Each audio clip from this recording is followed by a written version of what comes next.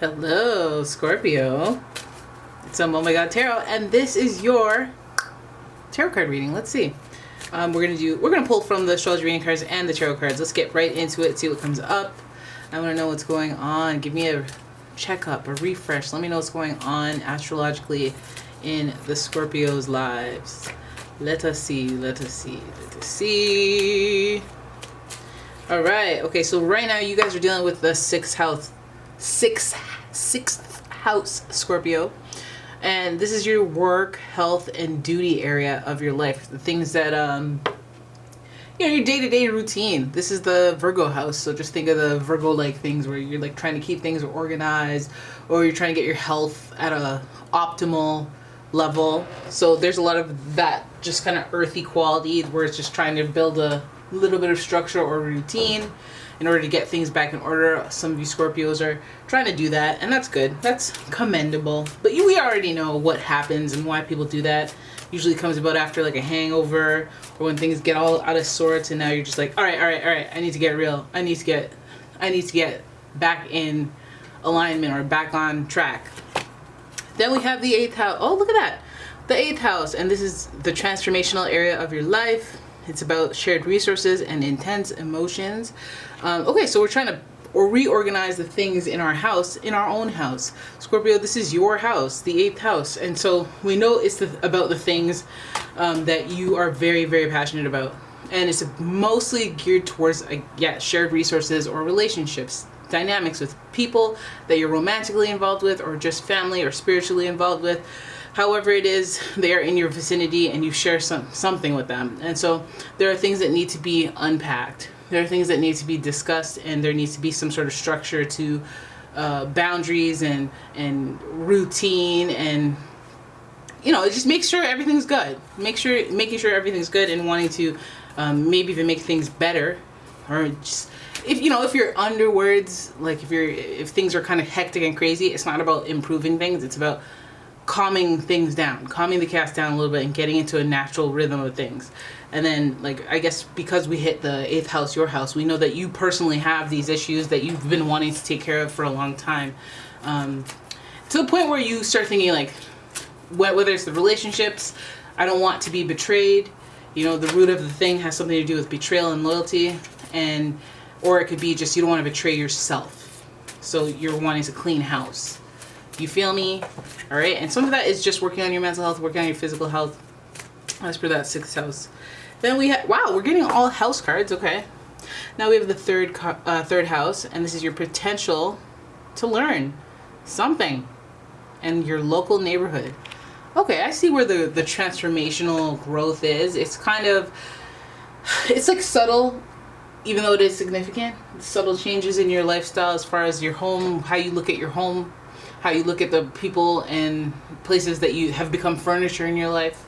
It's almost like just asking for, or just like shaking your own shoulders in order to say, hey, let's look at that magical bumblebee that usually shows up every May. And I love the way the chrysanthemums grow and the roses grow on that person's street corner. And the daily dog walks and the beauty of life and the smell of barbecue and all these little tiny things that you may not pay attention to unless you're in a state of gratitude. I feel like the 3rd house, as it is connected to Gemini, I feel like it's about just communicating how you feel, or just not really having too much of a bridge between how you feel something and how you communicated it, as far as just it comes right out of your mouth. You don't have to think or be like, oh, maybe I should say it like this or word it like that. But it's like being aligned and having free flowing energy about how you verbalize the things that it'll take premium communication skills to clean house, is what I'm saying. And the shared resources and the emotional intelligence that you've acquired in this relationship. It's like you can talk to anybody and restructure things, even have hard conversations, because you understand who you're dealing with, and you're prepared to have your words fall on their ears in a way that they can comprehend it the best, in the way that you've been meaning to convey it. And they are, it feels like there is a line between betrayal and loyalty. So not that you have to tread lightly, but I feel like you have to use what you've been given and what you know about this person, and create a scenario that is mutually beneficial. I feel like this is mostly in the communication just because of the third house. Almost like step outside of yourself as a third party to the situation and try to come up with something that satisfies both with extreme critical thinking and emotional intelligence. Third house all over it. Going back to your roots, basically. Going back to the foundational knowledge that you have about this person. So this is like if it's like your partner, it's like you want to go to them and be like, I'm tired of the way things are, and it's like, no, I've done that before. I gotta wait till I calm down. I gotta write something down, and then I have to approach this at a calm time. Like, you know what I mean? You have to be a little more calculated, a little bit more like graceful. Okay, with this person. So I feel like you guys are dealing with a lot of just kind of rejigging, recalibrating the vibe with people close around you in your local community, friends, family, just people in your day-to-day routine. Okay, but I feel like there's stuff that has been piling up, and then now you just kind of have to like, all right, we got to address this, or we're gonna get nuclear out here. So let's have a look at the nitty-gritty of this all, Scorpio, because this could be weighing on you, and this could be very light for some of you. Let's see. How is this situation affecting Scorpio? Ooh, it's an opportunity to be oh, okay. No, wait, hold up. Knight of Cups. It's giving somebody who is either romantical, so somebody that is a prospect for a relationship or some sort of emotional connection that you value, because your feels, they got you in your feels. But I feel like this person is maybe a sweet talker as well. They could be a little manipulative, although I don't see this card is reversed. So we'll kind of put that at the side, put a pin in that. I think this person is emotionally intelligent, and that's why when you talk to them, it's like you can be real. You don't have to manipulate them. You don't have to, do too much. You understand each other, and there's this emotional connection, and it feels like they're offering you something. So, for some of you, that might even be engagement if you guys are on that trajectory. Because we do see the rings here with shared resources being a huge theme, and reorganizing, restructuring your life. That's the kind of thing that has to happen. And then you, them, and the scenario usually feels like a 3 because it's both of you working on this extra thing that now exists because of the two of you. So it does feel like some of you guys are taking the next step in a relationship with someone that you're romantically linked to, or just like, it could be even family. Taking the next step. Maybe we can live together. Maybe we can spend more time together. Maybe we're cousins and we can meet up. And you know what I mean? But somebody's offering you some sort of emotional connection and desire to see you. Some of you guys may be burnt out and may have needed this rescue, or this like infusion of feelings and emotions that this person is bringing your way. Some of you feel like you've been doing so much work and it hasn't been enough to give you what you envisioned as your perfect life, or you feel like there's just been roadblocks, and or the efforts that you're making, they're working, but it's like you can't sustain this effort. You're wondering about your future. And Scorpio, I feel like you guys are destined for success anyway. You got a 10 of coins here, to 10 of pentacles to confirm that. The trajectory is a happy ending as far as like finances and lifestyle. You want somebody who makes sense, like who makes practical sense in your life. This isn't about mostly feels. This person makes you feel the way they make you feel because there's a sense of completion as far as lifestyle. This person would fit in, you would fit into their life. There's a partnership that could reach the expectations of life, have the expectations of life reach soaring new heights. So I feel like there's like some sort of a person that kind of pushes you from that 9 to that 10. They give you that boost to like, it might even be just the switching of how you perceive things. It might be a emotionally intelligent person that enters your life and helps you become more successful because of your mindset. And then outward, it becomes this 10 of pentacles success, where you just have a moment, a period of time of contentment that comes right before you feel like giving up. Okay, or comes right after you feel like giving up. I feel like there's a hold, there's a stagnation there as far as your pentacles, as far as your money goes. I feel like with this person it might be a better, but I think that with this person, even if it is a person that's love bombing you, it could be a person love bombing you that is wanting to extend this generous offer or gesture of kindness or gesture of love. I feel like this person might be looking for you, or might be targeting you because you're going through this vulnerable time where you just need some pampering or some love, some nourishing. And they may be looking to hit the jackpot as well. And the prospect of having this happy lifestyle I collect the checks. You give me the love so that it can empower me to go make those checks. You know, that equation might sound good to you when the only thing you're lacking is those heartfelt feelings, or you just feel lonely and you just, it just makes you see other people that give you an inch feel like they're giving you miles. And you know, they shouldn't get credit for miles, they should get credit for an inch, you know. But when you're deprived of that, or when there's an issue surrounding that, or energy blockage in that area, things are going to look sparkly and shiny. So you want to be on the lookout for that. There are no reversals. It's just be kind of guarded, or just be smart. Just go at the regular pace of things. Don't rush. We see the Four of Pentacles, which reminds you to just hold your cards close to you at first. You know, no big moves, no big jumps, no big risks taken. Let this person do some of the talking. We see the action coming from the page, the Knight of Cups. So we know that, you know, there's something to watch. They're doing things. We got to watch their actions before we make significant choices around partnership and shared resources. And there are things that just don't let them go unsaid. Like, it feels like this person, they'll like use their emotions or your emotional intelligence almost against you. Like, if they come to you with a sob story, you'll be like, all right, I won't bring this up, or I probably won't bring that up. I won't bring up the rent that you haven't paid me in 3 months, or, you know, I mean, you know what I mean? Like, just, you have to be direct and very Virgo-like, and just be like, you know, reasonable, rational, level-headed. And if they aren't showing that type of action on top of their love bombing, or their I care about you, I love you, I care about you, the action should match.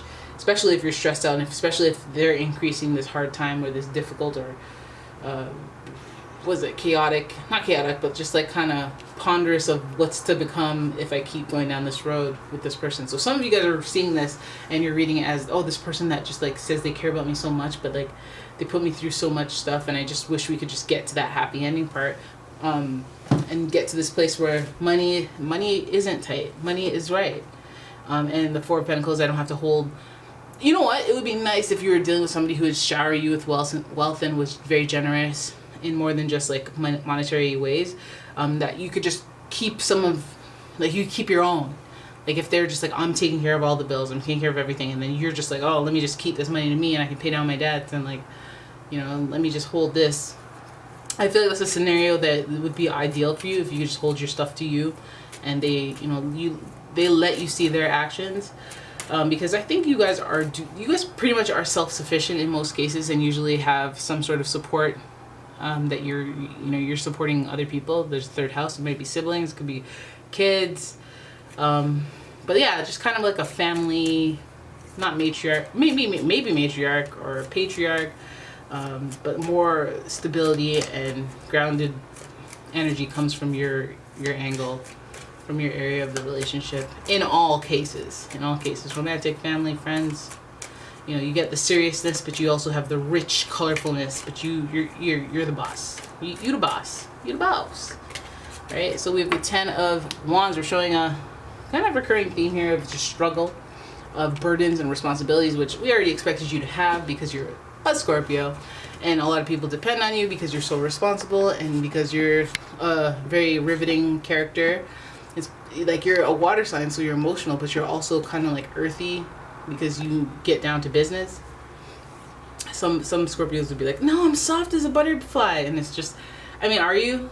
You can be for a moment or two, right? Because you can get to those soft and gooey places as soon as you trust that this person or the people around you are on par with you, on par. All right, so that's good. A lot of you Scorpios, I feel like possibly in your head too much, because if it were anybody else, a lot of the time, especially with this 3 here, I gotta mention this, your friends, you can see things that are happening before they happen in your friends' lives. And that third house just really tells me, like, people who know you and people who know the other person, people who know the situation on a casual basis, I feel like they have the intel. Like, pay attention to what they say, even if you're not asking questions, just the general consensus, the general idea of this person. Are they going to bring you down? Are they going to create an obstacle? Or are they going to rescue you from this obstacle if you have any presently? Just we see this a little bit of, it feels a little more stressful than anything. That's why I say be on the lookout or have your guard up a little bit. Make sure this person isn't taking advantage. They're not love bombing you or manipulating in any way to get to this 10 of Pentacles energy for themselves, because we do see this sandwiching. We see this 9 of Wands where they're just like, they've been working so hard. It's like having your own well, not estate, like your own fortune, and then somebody just trying to come in and be like, and then try to get you to sign over your whatever to them. And it's like, how would I not sign over the house to you? How would I not sign things with your name? How about you not move in so quickly? Like, I have to see that your motive is not, you know, all malicious and whatnot. All right, because at the end of the day, we don't know what this person understands about you. They could understand a lot, but maybe not everything. And at the end of the day, you have other people that depend on you. You have other people, other responsibilities, and other long-term goals that you need to achieve, whether it's an uphill battle or not. So having things organized instead of letting things pile up, relationships, seeing them for what they are, people who are supporting you versus people who are just saying they want to support you, but they don't actually. I feel like you're sorting all of that stuff, all the relationships out. You know, you're pulling back, you're leaning in where needed, you're taking what you need. That's a good thing. You're appreciating your roots and where you came from and the people that knew you first and the people that understand you the best, and you're feeling this gratitude towards them and that. But these new people, I feel like, you know, if it's a new relationship, we got to do the vetting, because we see a little bit of stress here. We see 10s though, which is really good, because there's some completion here. There's some sense of, I've seen this cycle before, so I know where we're going. So I'm either going to jump on and take control, or I'm going to say, no thanks, peace, deuces, you know? So 10 means that there's a completion to a lesson. We have the 8th house, that's your house. The 8 is a number of completion as well, but you don't forget that figure 8. You could go through the cycle back and forth, back and forth, back and forth until you learn the lesson.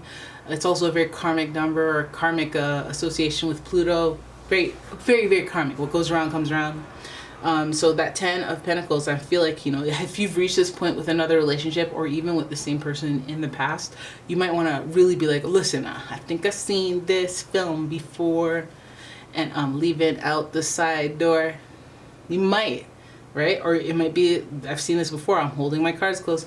But you could come in, you know, just choose what you're doing with a structure and make sure you're doing what's best for you, your head, and just enjoying with your heart, but not making decisions or any significant, not turning down your observational skills, which you are thriving and master, Scorpio, especially when it comes to sensing people's intentions. Just if something feels too good, obviously just wait. It doesn't have to not be too good. It's just let's wait it out. Let's see what you show me what you're working with type vibe. All right, Scorpio.